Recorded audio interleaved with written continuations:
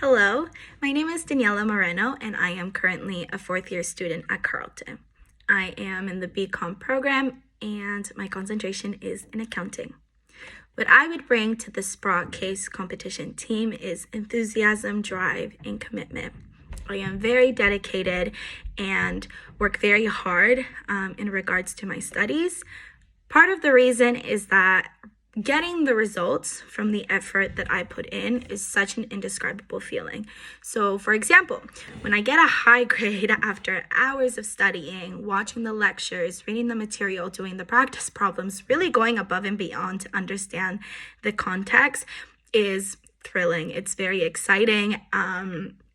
It's satisfying knowing that my hard work paid off. And so that commitment, that drive, that enthusiasm to do great is something that I know that I would bring to this team. And so I'm very honored and very excited to potentially be a part of this and to see what we would be able to accomplish together.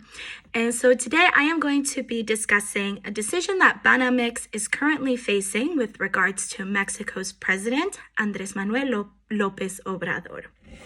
Now, to start off this discussion, I am going to be, or I guess I should give a little bit of context. So Banamex is Mexico's second largest bank, and recently they had procured a deal with Germán Larrea. Now, Germán Larrea is a businessman in Mexico, and this deal was going to be worth $7 billion. Unfortunately, the deal did fall through because AMLO, which is what the current president of Mexico is also known as, seized some railroad tracks from Group Mexico. Now, Group Mexico is a corporation, and their CEO is Germán Larrea.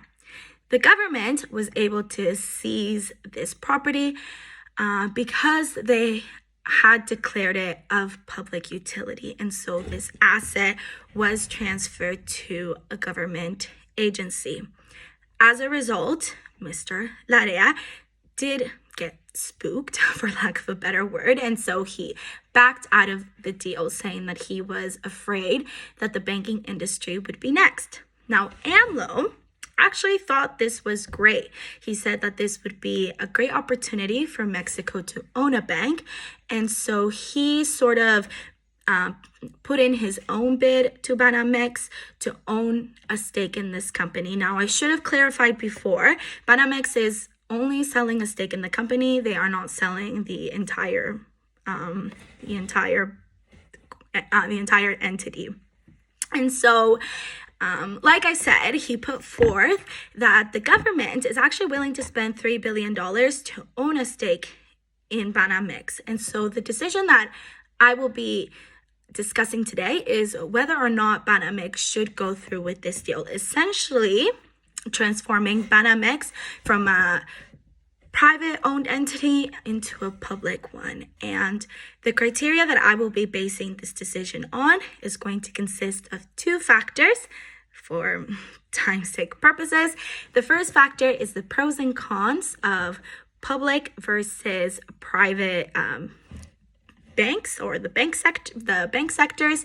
And I will also be discussing, so I guess the second factor is what is Mexico's political climate and how that plays a role in Banamex's decision. So let's start by discussing the advantages of public banks.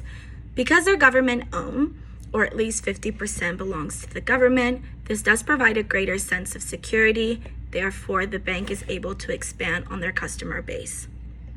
Another major advantage is that because the employees are government employees, this does provide them greater job security and additional benefits such as pension after retirement. The bank can also offer higher interest rates for deposits and lower interest rates for loans. Now, on the other side of the spectrum, in regards to their disadvantages, a major one is that in politically unstable climates, the bank can unfortunately fall prey to corruption.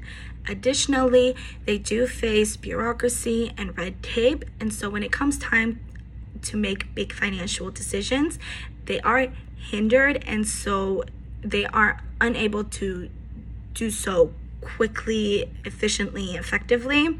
Another disadvantage is that because promotion is based on seniority rather than performance, this does demotivate employees to put forth their best performance. On the other side of the coin, when it comes to private banks, a major advantage is that they're able to offer customized services, thereby meeting the financial needs of their users. Another major advantage is that they can streamline their management systems, thereby increasing their efficiency and effectiveness. Now, when it comes to their disadvantages, is that their services do tend to be more costly, and because they have a tendency to be centralized within a city or within cities, this does unfortunately mean that customers that live, for example, in rural areas are unable to access these services. Now let's discuss Mexico's political climate. We can start by inferring to the Political Effectiveness Index, which is a signifier of how effectively a political party is operating. Now, it is a spectrum. On one end, you have negative 2.5, which is a weak value. And on the other end, you have positive 2.5, which is a strong value, meaning that as a country, you want to get 2.5 versus negative 2.5. Now, in 2021, Mexico received a value of negative 0.31, which is not great, especially when you compare it to the world average at that time, based on 192 countries, which was negative 0.02. Now, the reason I am bringing light to this figure is because when I say that Mexico is crippled, for lack of a better word, by corruption, violence, and inequality, it is not that surprising, based on the figure and based on the current party that governs Mexico. Now, before I discuss the political parties, I do want to share some recent news. So, the INE is a private institution that oversees the election process in Mexico. They basically ensure that no fraud occurs while the country is electing a new president. Recently, a bill passed that sort of curbs or decreases their power to oversee this process. Unfortunately, it is not that surprising given the current president, because he also ran for presidency in 2006 and lost. At the time, he publicly stated that the reason he lost was because of the INE, because they did not do their job, they allowed fraud to occur, and who won at the time was not represented by the people's votes. Now, this party creates a great divide in Mexico. They are called El PRD, and they are a socialist group. They're supposed to represent Mexico's poor population, and the reason they sort of got into power in 2008 is because the people are desperate, and they were hoping that this party would bring about great changes. Now, in the past, Mexico has only been governed by two parties, el PRI and el PAN. El PRI is a left-wing party, and el PAN is a conservative group. El PRD, which is the current party, had not been in power since 1997. So when they won presidency in 2018, this sort of caused a big divide in Mexico. It increased the violence, like the streets, like the graffiti in the streets was very intense. The people really declared sort of like a line of those who voted that party into power and everyone else which had always voted for either el PRI and el PAN. Now, this divide increased during the COVID-19 pandemic because AMLO sort of really minimized the issue. He basically said it wasn't real, it wasn't a big deal, no one needed to wear masks, everything was fine, sort of go on with how life was at the time. And because of this, the hospitals were just, there were no rooms for patients. People were dying. There was just no oxygen. There were no vaccines. And so since then, the political climate in Mexico has been very unstable.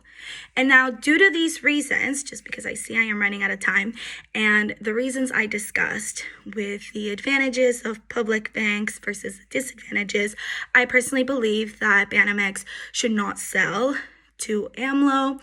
This just is not the right time, and that they should continue looking for they should continue